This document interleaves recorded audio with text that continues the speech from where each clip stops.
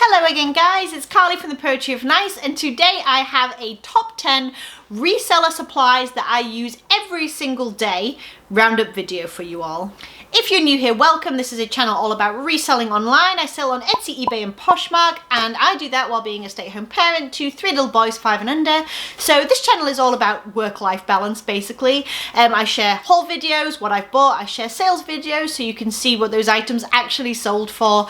I share tutorials, how-tos, tips and tricks, day in the life and all kinds of fun stuff in between. So if that sounds interesting, please do think about hitting that subscribe button down below, and don't forget to say hello in the comments so that I can say hi back. So as I mentioned, this is 10 items, 10 reseller supplies that I use every single day that I wanted to share with you all, and they are things that I use every day because they are really important to my process. They make my life easier. I did share in a previous reseller equipment video that I don't think there's much that you really need to get started as a reseller. I still stand by that. I still think that you need, few things in order to get your foot in the door and to get that shop open and starting to make connections and sales and all that good stuff. But I will link that video here in the cards just in case you're wondering what all I mentioned previously in terms of things I think resellers need to get going. I will also point out that there is nothing in this video that is sponsored.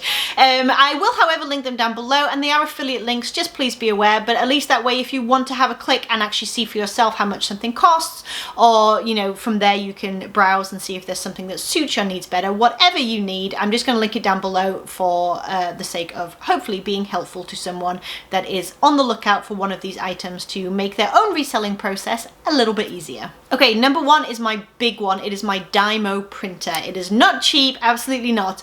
And it took me a while to get it, honestly. Before that, I was printing just like on a normal inkjet, and I would cut each label out and tape it on and all that good stuff, tape over the address so that the rain didn't wash it away. But I finally gave in and purchased a Dymo printer under duress. I will say my husband finally said to me, "What on earth are you doing? You're spending so much time cutting paper and sticking it to packages." Basically what it is, it's a thermal printer. I have my settings to 4x6 as a custom setting, and I buy the labels on Amazon as well. They don't need to be replenished too often, I find, and I have multiple sales a day usually, so it lasts me very long. You don't ever have to replace ink or anything because, like I said, it is thermal and it prints direct from the label that either eBay provides you when someone purchases something, or Poshmark sends you when someone purchases something, Etsy, whatever. You can just literally press print from your computer to your Dymo, and out it comes. You peel it off, you stick it, job's good. I have this as my number one because this really is the number one thing that kind of changed my life as a reseller. It has saved me so much time. It is so incredibly convenient. I would absolutely 100% recommend that if you're looking to invest in something within your business and you have a little bit of money to spend, do take some time and have a look on YouTube at some reviews for the Dymo printer. I have the 4XL label writer in case you're interested. Again, I'll link it down below in case you want to look at the specs and stuff yourself. But I think it was a fantastic purchase, and if it blew up on me today, I would buy another one in an instant. Okay, number two is my dressmaker / mannequin dress form thing that I have. That was articulate, wasn't it? Anyway, it's what I use basically to display my clothing for my photographs. I did mention in my previous video, and I still stand by it, you don't need a dress form. You just don't. You can do a flat lay, you can hang it on a hanger, as long as your background is clean, it is not busy, it is just nice and simple, and the focus is on the garment. As long as all those things are in place and your lighting is quite nice, there's really no need to get one. However, do I think it enhances my photographs, and do I think it makes my process a little bit easier? Yes, absolutely I do. I originally had a black fabric dress form that I found for $5 at a yard sale. Haha, that's amazing. Unfortunately, she just died. She fell apart. I got a little bit too frustrated with her and I manhandled her and she snapped.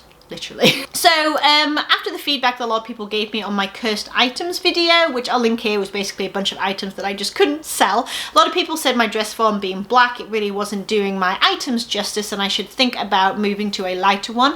I actually went ahead and purchased a white dress form from Amazon, and while I didn't really want to spend the money, I didn't really have a choice. I take photographs of clothing every single day for listing, and I prefer the look of a dress form, and I feel like it is easier for me to slip a top on and off a dress form than it is to hang it and arrange it and get it lying just right. Same with flat lay, it saves my back and all that kind of stuff. So I do like my dress form, and I would recommend one if you're looking to, again, enhance that process and enhance your photographs to make them just a little bit more professional. A dress form can definitely help you to show your buyer how a garment actually sits on the body, on the form as it were, but I would recommend potentially starting out with something fairly simple. I do not have anything where I have to remove legs or arms or anything like that. I know you can get them and that some people swear by them. I just haven't kind of made it there yet.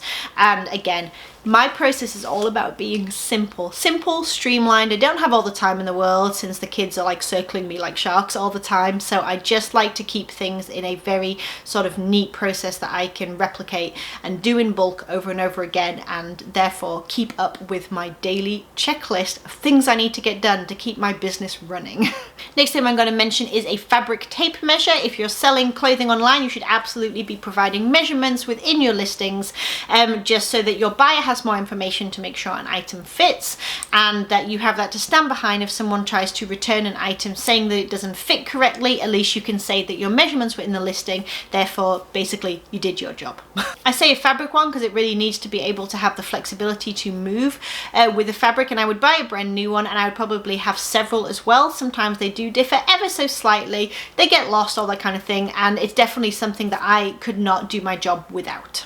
Next item is postal scales. Again, this is something selling on eBay that I use every single day. I personally do calculated shipping on eBay, which basically means I weigh my item once it's all packaged up and all that kind of stuff, and I make sure that the correct weight is in my listing. I make sure the settings are on calculated shipping. Quick tip, if you're weighing your item but you don't want to have to pull out packaging every time to add that weight on, because remember, a box does weigh something, it's not light as a feather, you could weigh each one of your packaging like a flat box in each size.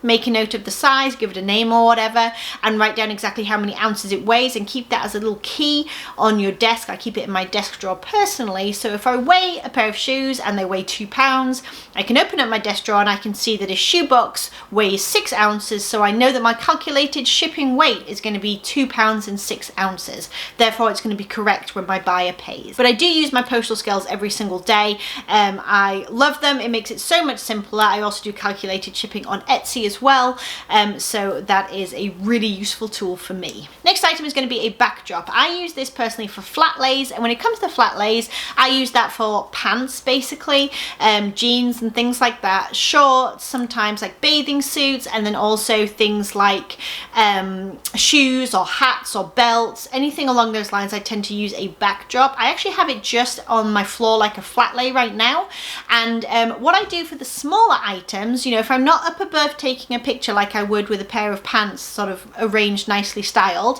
what I do is I have a piece of white card from the Dollar Tree. You could get 2 for $1, large piece, think like school project size, and basically I prop that against my mannequin so it has a nice curve, and that way I don't have any lines or anything like that showing in my photograph, and I just position my item on there and I take a square photo, making sure I don't chop off edges or anything like that where you can see the edge of the board is what I'm saying, and it makes for a very nice, simple, clean photograph where my product is absolutely highlighted in the center of it. Okay, my next item is another Dollar Tree item. It's chip clips.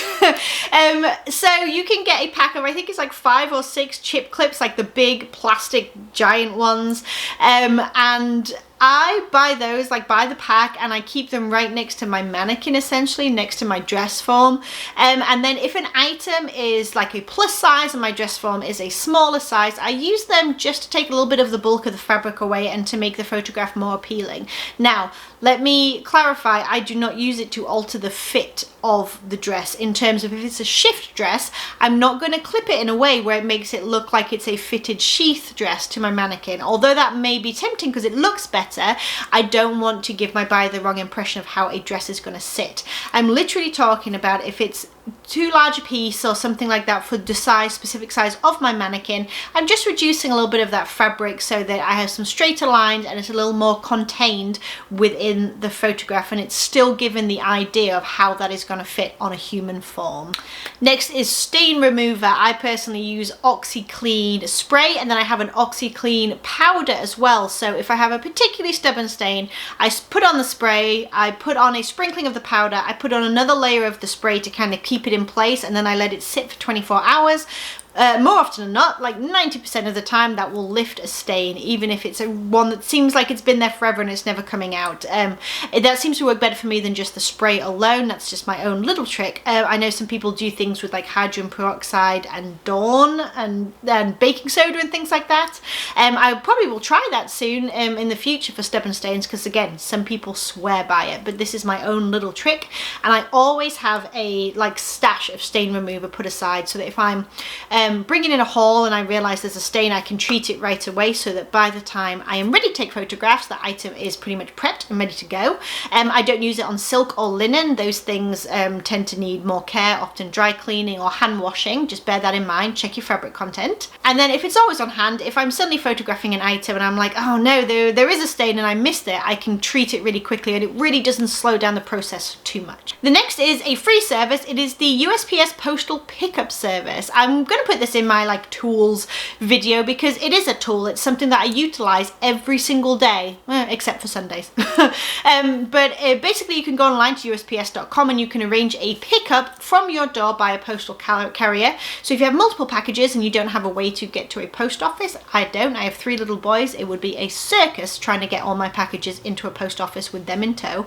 Trust me. So every single day my lovely postal worker comes to my door and takes my packages away, and she scans them and it pops up on an email and tells me they've been scanned, and job's a good one. I'm not sure if there's some limits where this does not work. You can just literally go on the website and plug in your address and it will let you know if it's an option for you. The next one is totes and bags, like Ziploc bags basically. This is my storage system. I've shown my totes before. They are the ones that I found, I think I found at either Home Depot or Lowe's, I can't remember.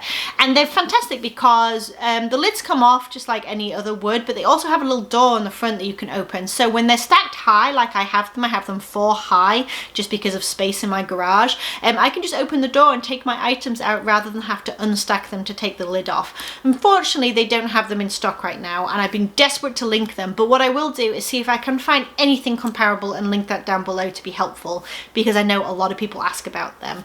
But either way, storage system, some form of plastic totes so my items are up off the floor, away from any like damp or mildew or bugs or anything like that that could possibly come into contact with them.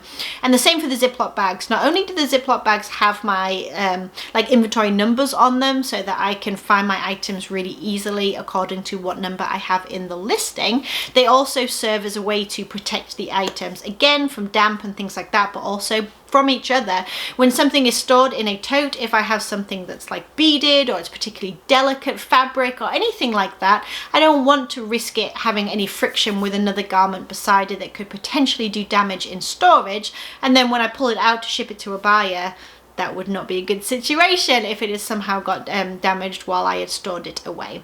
So that's why I also use bags, and I do reuse those every time I sell an item. It just goes back into circulation and a new listed item gets that number, and on we go. Okay, and number 10, the last thing that I'm going to touch on is basically photos and my photo process. So I do use my iPhone. I don't have a special camera for taking photographs of products and things like that, of the inventory that I'm selling. I just use my iPhone on a square setting, which is what you need for Etsy, Poshmark and eBay.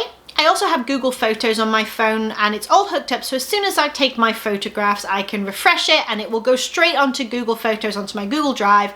It's up in the cloud, whatever you want to call it, and that way I can walk straight over to my laptop and open Google Photos, and literally my photos are there already. There's no like moving cards, plugging things in, they just move straight over. I've done it this way for years. I love that. I have access to them on both my phone and on my laptop right away. And then if there's any kind of editing needed, meaning if I need to do any kind of collage, if I don't have enough space for all my photographs. For instance, Poshmark only has 8 photo spaces available. So if I feel like I need to provide more than 8 photos of an item to give a buyer a correct idea of what that item has to offer, or if there's flaws or anything like that, I will go ahead and make a collage on photo.com. I use the free version. I don't pay for it, but I do use it pretty much every day. And then on Etsy as well, if I am cross-posting something to Etsy and I need a bit more breathing space for my thumbnail photo, because Etsy, for whatever glorious reason, shrinks down the thumbnail photo. So if you take your normal photo that you use as your thumbnail on Poshmark, for example, and put it on Etsy, it goes whoop, and it cuts out all kinds of important information. So I go to photo and I do, I think it's 750 by 750 square essentially, and then I put that square image in the center and I shrink it down to give it a white border, and then take that off, pop it onto Etsy or whatever, and then that will basically let my entire item be shown in the thumbnail because I have created that white border that gives it that room. I also use on occasion Photo Fuse, which is basically where you can take a product photo, and it's again a free site, I believe still. I haven't used it for a long time, but I have used it before, so I'm going to mention it. And basically it's a way to get your background whiter. You can highlight your item and then they will white out the background for you if that's something that is important to you.